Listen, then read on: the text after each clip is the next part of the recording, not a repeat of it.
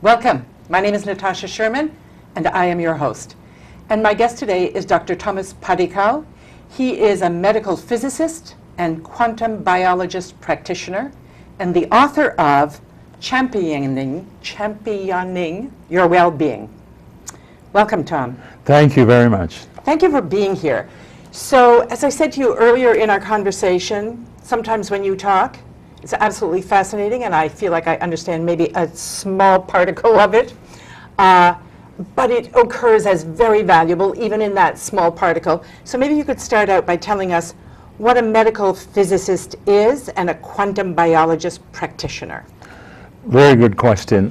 So I will start with the medical physicist part first. So way back, something like 40 years ago, I got my PhD in physics. And then I got trained in radiology and radiation oncology, and in that capacity I worked in a cancer center and doing these kinds of things, and was instrumental in teaming up with some brilliant people in treating something like 20,000 cancer patients. Wow. So what the medical physicist does then is to design the radiation therapy treatment program so that it can be implemented for the patient's well-being. So that's what medical physicists do. Mm-hmm. Now, quantum biology practitioner is a little bit different. Mm-hmm. So for 35 years I worked in radiation therapy and radiology. And I discovered that even during the sessions that we were providing, there was something going on that could not be explained with the radiation therapy and existing biology. And I kept notes, and I noticed that this business called quantum mechanics was really showing its real nature in some of the stuff that we do. So I created the opportunity to have a new field called quantum biology. So specifically, I have now an area that I am cultivating called in vivo quantum biology. So what does that mean? Well, I know, it's a mouthful, isn't it? Yes. So the word, let me start with quantum biology first, and then I'll bring in vivo. Okay. The word quantum is a German word. It means tiny, small. Mm-hmm. Mm-hmm. So all objects around us, including us, are made up of smaller pieces. Mm-hmm.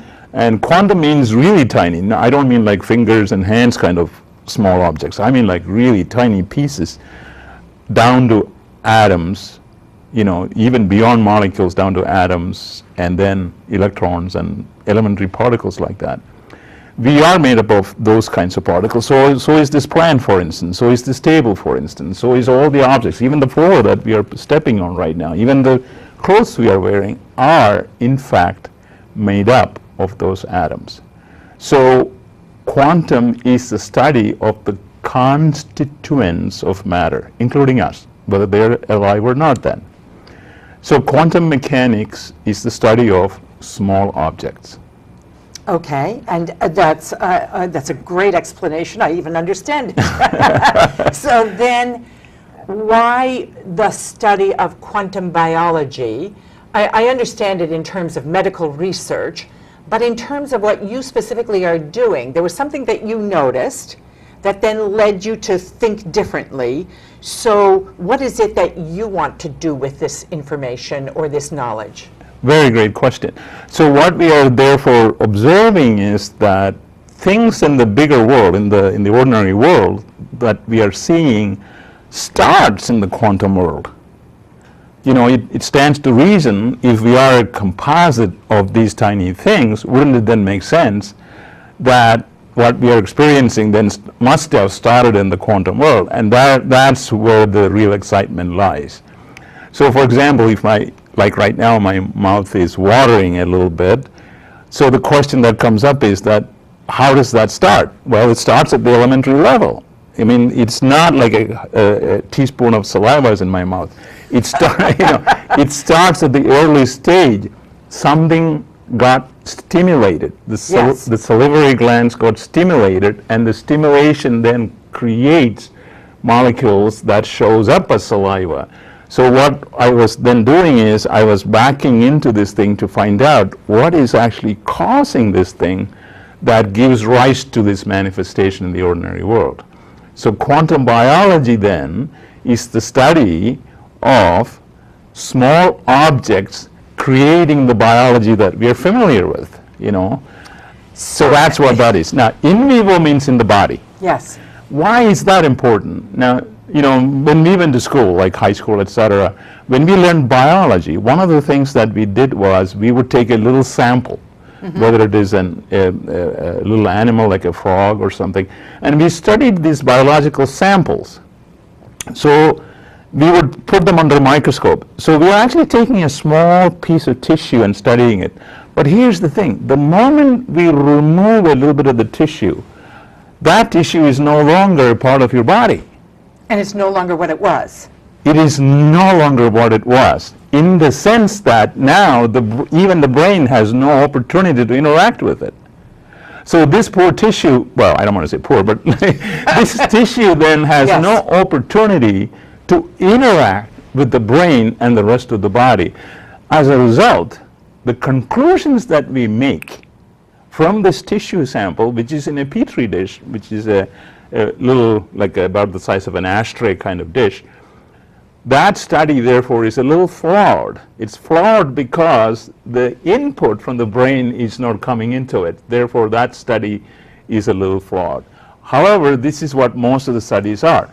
In vivo means this: we are not going to take the tissue out of the body. So if I'm going to observe you, then Natasha, I'm not going to take a tissue out of your body. I'm going to look at you as a whole being. That's in vivo. So the other word is in vitro, where I take a little tissue out. So I'm not going into in vitro. I am doing in vivo. I look at the whole being and see how they work in the quantum world. Wow. It's very exciting. Yes, it totally is. And so I have a bunch of questions that arise. So it seems to me that what you're saying is that you have a chance to impact whatever's going on in your body while it's still attached. And there's something that you can do to impact that. Is that correct? That is correct. So here's an example. Yes. So let's get Great. real. Let's Yes. get real. Let's get very real. In other words, in vivo quantum biology is not a concept. If we leave it as a theoretical concept, then we won't get it. Right. In other words, for in vivo quantum biology to really have an impact, we have to get real. We have to get intimate. We have to get, you know. Now, so if you don't mind, let me just give you a little example. So are you willing to close your eyes for a second? Yes. Okay. You can open your eyes. When your eyes were closed, did anything happen to you? Yes, I felt you touch my knee. Okay. How quickly did you notice that? Well, since I didn't visually see, I'm assuming I felt it the instant it occurred. It occurred, okay. What happened to your attention when you, okay, first of all, the first thing we want to observe is that ability to, oh, by the way, where exactly was the touch? On my knee. Can you touch it? Not now, no. Probably around Right here. there, Yeah. okay. So notice, you didn't peek, did you? No. So notice something. You are very brilliant in your capacity to define the exact location where I touched you. I'm so happy. Yeah, not only the location, but the time. You noticed it right away. So you noticed it right away, and you were very, very precise in the localization of where the touch was. Therefore, we have come to the conclusion that you don't need visual contact to specify that. Okay, that's one. Here's the next phase I'm going to take you. What happened to your attention at that moment when you experienced the touch? It was immediate. And Drawn to that. it was drawn to that. Yeah. So if I may demonstrate that, Yes. your attention was like this. Yes. Would that be an accurate depiction? Yes. It was So- immediate and focused. Your entire attention is now focused on that. In other words, for example, your shoulder is not thinking of anything else. It is over here. Your entire limbs, and so I'm going to move it to the ultimate. Every electron in your body at that moment was focused on that touch. Wow. So what does that mean to me in a practical way? Wonderful question. So what we are then saying is that, I mean, you experienced it, right? You Yes, felt it. totally. So the fact that you're experiencing is telling you that your body has the capacity to focus its entire bioenergy onto that local spot. So imagine that I have some kind of a breakdown in my well-being, for example, or whatever it may be. So here's what I could do. I could actually create just a touch of that spot. My entire energy would be brought to bear on that spot. So there is where the well-being begins to get restored. So in other words, if we have every electron in my body focused on that spot at that moment like that, that's enormous amount of energy being focused. By the way, I can take it to the next level. I'm going to ask you, were you thinking of New York at the time? No, you weren't, right? Right. You were thinking of your niece. So in other words, in a very subtle way, you even elicited the entire cosmos to focus there for a very short period of time. That is the kind of power we can actually call upon using quantum biology. Now, you know, I may sound like a yogi or something like this, but this is pure as science. Pure science. I totally get it, and I find it like wildly fascinating and full of potential. Again, I want to get, okay, so let's say I've got this little cyst on my knee, and it doesn't belong there. So rather than having it carved out, hacked out, scraped out, whatever, I want to mobilize everything. Could I actually do that? And then how would I do it? Okay, so now you may have noticed something. Your participation is essential for this to work. Okay, in other words, the subject's participation is essential for it to work. If they were going to say, well, I'm not going to do it, right, do it then to it's me. not going to happen. Yeah, do it to me. It's not going to happen. So there is a level of collaboration that the entire being has to be there for this to happen. And do you then have to focus certain kinds of thought on it? Or do you just be with it? Do you just focus your attention on it? Can you do it with pain? All of that. I mean, I have had clients who make their knee pain just disappear.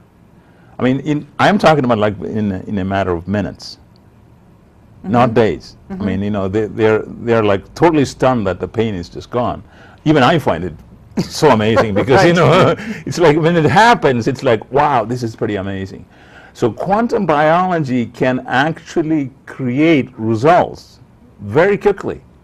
I simply wanted to point out that this is one of the things, since you asked me about in vivo quantum biology, I wanted to point out one of the benefits that we can generate as a result of in vivo quantum biology. In other words, touching like that can actually create well-being. In quantum mechanics, this is based on quantum mechanics. Let me point out what that is. As I said earlier, we are ultimately made up, in your case and my case, 2/3 of our body is water. Water is H2O. So in using me as an example, if 70% of my body is water, that means, you know, that order of magnitude, 70 to 80% of my body is hydrogen then. That's a lot of hydrogen. Every hydrogen has got a proton in its center, in the nucleus, and an electron around the orbit on the outside. That's a lot of electrons. Just to give you a number, I have therefore approximately 1,000 trillion electrons in my body. A trillion is 12 zeros. So it's 24 zeros and 1,000. So 27 zeros worth electrons. That's a lot of electrons in my body. Now, these electrons are very small. Now, if we want to see them, we would have to turn lights on. Otherwise, we won't be able to see it. It's dark. The moment we turn the lights on, the energy from the light is so huge in their world, they bounce. That's like if I were to throw a tiny tennis ball to you, you would just grab it, not a big deal. But if I were to throw a bowling ball at you, you are going to have to, like, you know, stand and get ready for it. It is sort of like that. So to the electron, the light is a veritable force. So when the mere act of looking at the electron makes them move. Come back to our body. If I close my eyes and focus on, for instance, my pancreas, the electrons in my pancreas will respond. But you're not sending light to them. What are you sending to them that's mobilizing them or responding them? The thought energy. Okay. The thought energy. When I touched you, you felt it. That is created by the electrical pulses of the nervous system. So when I am focusing on my pancreas, for instance, there is something similar going on. I am visualizing the pancreas. The act of visualizing creates a little current to go through my nervous system. That's how I'm able to localize it, just like touching. So visualizing stimulates electrical pulses in my nervous system. It is that that makes that tangible interaction become real. Now, if I do that, then I have the potential to make my pancreas tuned up. So I can actually create healing that way. So in quantum mechanics, this is called the observer impacting the observed. Just by observation. Now, you know, when I was in undergraduate school, I have taken these kinds of measurements. So it's not just made up. I mean, it is there. And it was discovered in the early 1900s by a bunch of physicists like Heisenberg and, you know, Schrodinger and Albert Einstein and all these big giants. So quantum biology is resting on some amazing, amazing physics in the last 100 years. So we have a solid science behind quantum biology. So as we, the listeners, listen to you, it's like, wow, I've been handed this big piece of equipment that is so powerful it can alter my well-being. How do I use this piece of equipment? Very great. So one of the things that we notice about ourselves, and I kind of go over this in the book, is a concept that I introduced called SQUID. SQUID is an acronym. It stands for Self-Contained Complete Quantum Device. I'm not trying to insult. So we are self-contained, complete quantum devices. Yeah. Makes sense. Yeah. So my intention is not to insult you by calling you a device. A squid. But yeah, a squid. But it is to point out that there are some practical benefits that we can actually pull out of that model. Yes. So in this case, we have lights in the room, and a simple light switch has only two positions, on or off. Okay. So a light switch has only two positions, on or off. Mm-hmm. But now if I have two light bulbs, okay, so I'll show with two fingers now. Mm-hmm. So I can have both of them on, so on, or I can have on, off. Mm-hmm. Or I can have off on the first one, on here, and off. So now I have four possibilities. Mm-hmm. Okay, now I'm about to say something. In our case, it is much more than one switch. It's much more than two switches. How many switches are there?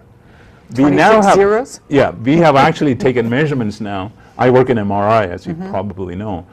We have used magnetic resonance imaging to discover how many synaptic switches we have in our brain. The exact number is 1 followed by 14 zeros. That is 1,000 trillion. Synaptic connections in our brain. Very good, yeah. Okay. So the switch is the synaptic connection. So in other words, a nerve is not a continuous wire. There's a break. And the break is there so that when you don't need to use it, it's off. That's like the switch.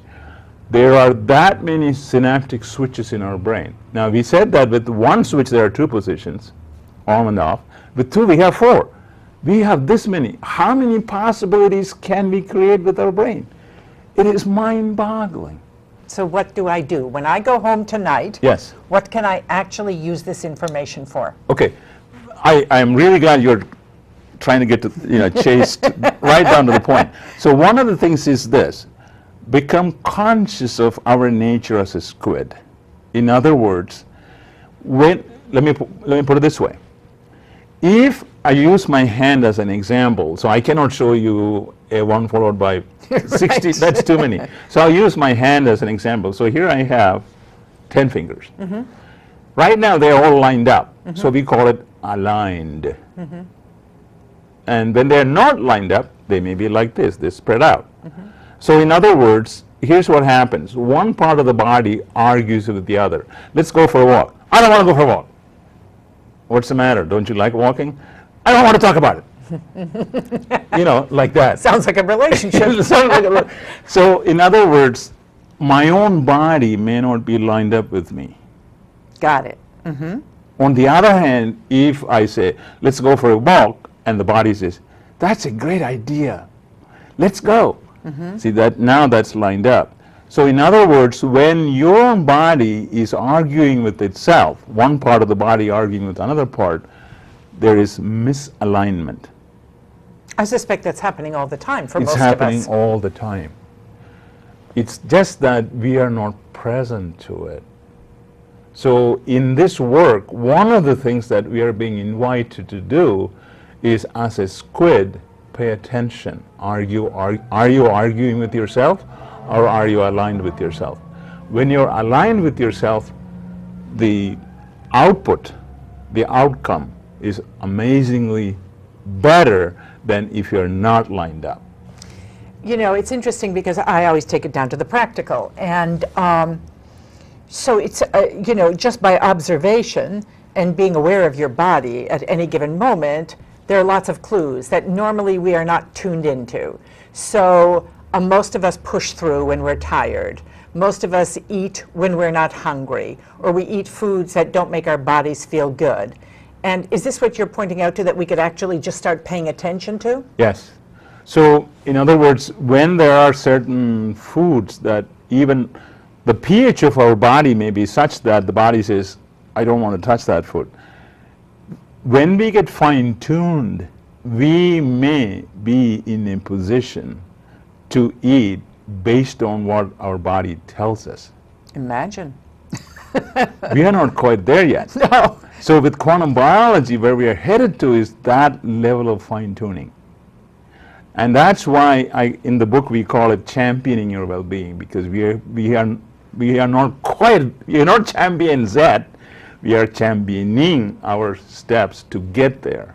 So in other words, we're gradually fine-tuning it to the point where we'll get to that point when our functionality would be really extraordinary, both So physically, again, emotionally, and spiritually. So one of the things that I could actually start doing is paying attention to what my body is telling me. And it may be as simple as, you know, it may sound superficial, but stopping and saying, okay, let me close my eyes and see if there's any messages that I'm not paying attention to in my body. Is that something that would start the process? Right. So at our center, we have a place called the Center for Center for Vitality, where we have actually clients who come. Mm-hmm. And what do you do with them? Okay, very good question. So in the beginning, it is surprising how out of touch human beings are with themselves. Mm-hmm. I mean, I'm no exception. I'm like that too. But I mean, even given that I've been working on this field, I get shocked at how much I'm not present to some of the stuff is. So imagine a client. It's frequently that's what I see. So since they are not in touch with them, it is easy for us to say, well, how come they're not in touch with it? How come they're not noticing it? Well, remember, I notice I use 10 fingers to show alignment. And then the reason I did that is because in reality, we have how many switches? 1,000 trillion. Imagine trying to manage all of them. Mm-hmm. So it's not like our fault or something. No. It's too many for us to manage. Right. So what do we do? So one of the things we do is when they come on the first day, there is a particular mat that we use. This mat has got coils inside of it. Okay, so when they lay down on the mat, under their body is a mat with coils in it, and we produce a very low magnetic field. And what do we mean by low? The electrons are the tiniest particles in our body, mm-hmm. So it doesn't take much to make them move. In fact, like we said earlier, if you look at them, they will move. So it doesn't look, in fact, this is too much. Mm-hmm. Touching them is too much. So the amount of intervention required is negligible. Mm-hmm. In fact, we use a magnetic field which is weaker than the field of the Earth's magnetic field that we are sitting in right now. So mm-hmm. There is really it is not a strong magnetic field, it's a very weak magnetic field. And why are we doing this? Okay, so when they lay on the mat, so the electrons are in our body, the free electrons in our body are kind of wandering around doing their thing. When the coil turns negative, since electrons are negatively charged particles, the electrons in the body will start moving away because of repulsion. Mm-hmm. And now we turn the coils positive. Now the electrons are pulled back down. Mm-hmm. So let me just demonstrate through my hand action. So if your body is if I am the coil in the mm-hmm. in the bed, and your body is above me like that, here's what happens to the electrons in your body. Oh, so we're exercising them. You are literally making them move up and down with a certain frequency. Now, when the frequencies match, what happens? After a few minutes, see, look what happens. They all get lined up. They all get lined up.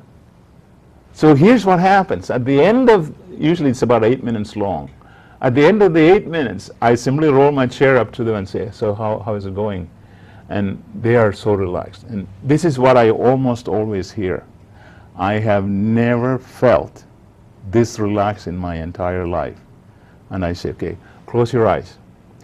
That's what alignment feels like. See, because we don't know how to get there. Sure. So we are actually using this machine to help give you us the experience. The experience of it. Now that your body knows it, I tell them, allow the closing of your eyes. If you're agitated at any time, go sit in a place. Allow the experience of closing your eyes to trigger the alignment to occur, because the body just knows how to get there. And it is working quite well for a lot of them. That sounds great.